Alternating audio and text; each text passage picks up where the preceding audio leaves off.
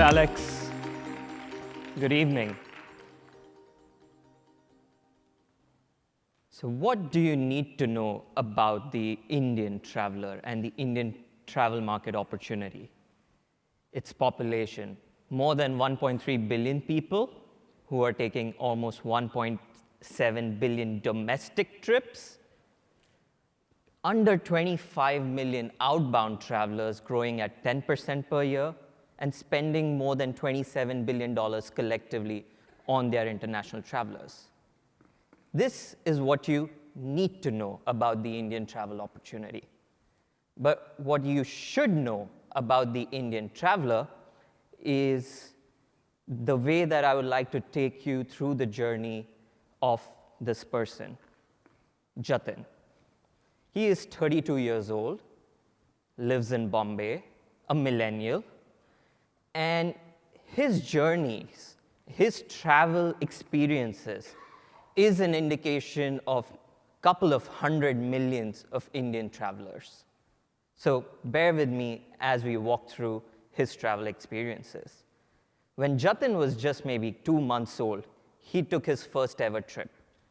Like most Indians, his parents put him in the back seat of the car, took him to a pilgrim trip so that they could take blessings from the God so that they had Chetan.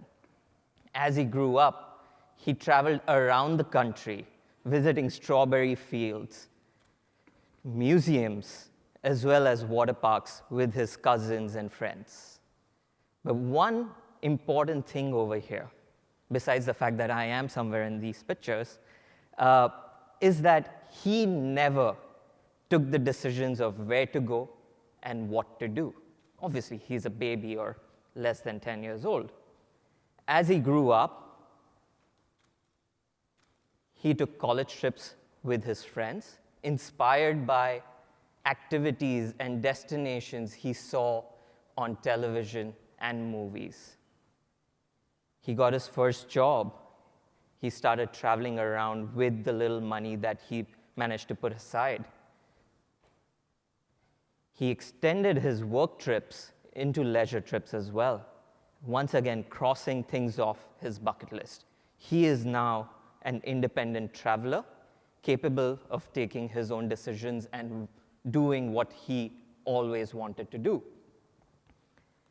In this process, he also took trips with his girlfriend, who he then married, and together they went to places that now both of them had on their bucket lists. But what's funny here is that some things don't change. He always takes at least one family trip a year. And this family trip may coincide with his honeymoon, if you notice the clothes from the previous photos. And that is very common.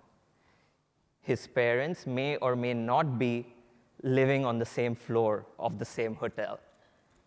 And that is an Indian traveler trait as well. But it's funny how life comes a full circle. 2 years ago, they had their first baby.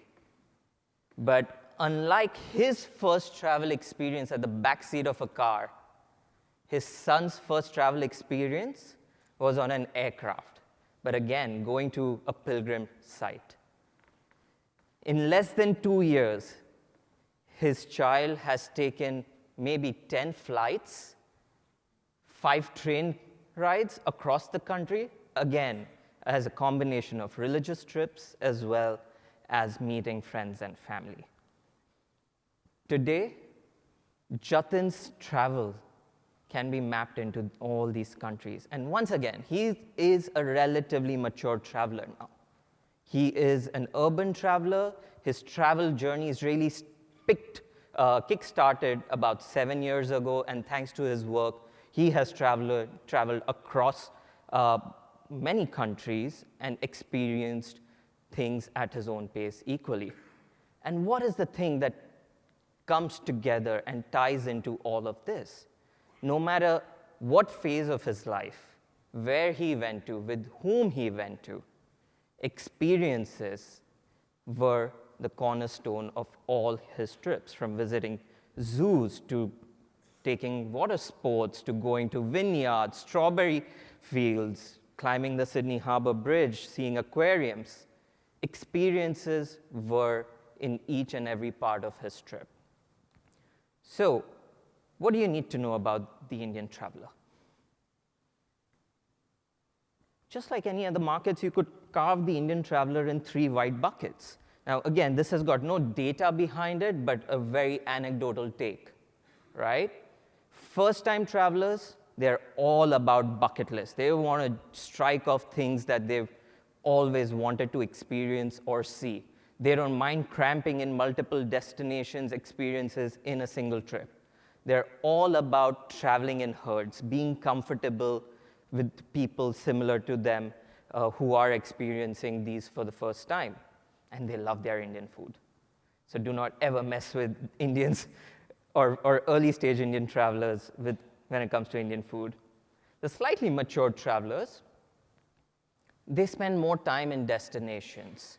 They've probably been to the destination several times, so they don't mind taking a couple of extra days just experiencing the local culture. They're more about traveling with people with like-minded intentions. They could be solo travelers or traveling with their friends or as couples. They do expand their business trip into leisure. How many over here have either come before the conference or going to stay back? Show of hands. Well, you're no different than the Indian traveler, but it's a very common trait, obviously. And they, again, don't mind spending slightly extra for relatively experienced, relatively premium experiences or doing something different. And obviously, at the top of the food chain are the super experiential travelers who want everything personalized, who don't mind spending more, staying more, and they are really the true influencers of what goes on within the mindset of the Indian traveler. How do you target them? More than 80% of the 1.3 billion Indian travelers are 18 to 50 years old. So it's a very young traveler population.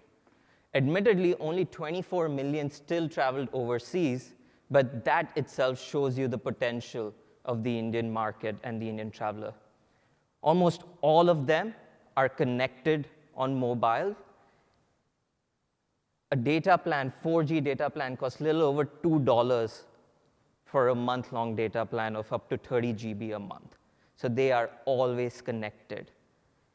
And while India is a very content consumption mobile economy, there are more than 36 mobile commerce and payment company in the ecosystem trying to connect and merge the offline banking experience to the online banking experience with the help of mobile. And if you are an operator, how do you tap this mobile audience? Is to work with some of the top OTAs who anyway have access to the demand, or obviously working with smaller and more curated activities providers and specialists like Thrilophilia, Seek Sherpa, and the like. And when you bring it all together, the fact that we've got almost 1 billion people on mobile focusing on consumption, where do you target them? Besides the commercial platforms, is to target them on content-centric platforms. At most, we are still looking at 300 million people using a Netflix equivalent service called Hotstar. Just slightly under that is Facebook and the WhatsApp ecosystem. These are the travelers who don't, or users potentially, who don't shy away from consuming content because it's so cheap. And that could be one of the ways to go about it. And yeah, that's it, I think. If there's any room for questions? No? No questions. Thanks very much, Chetan. Thank you.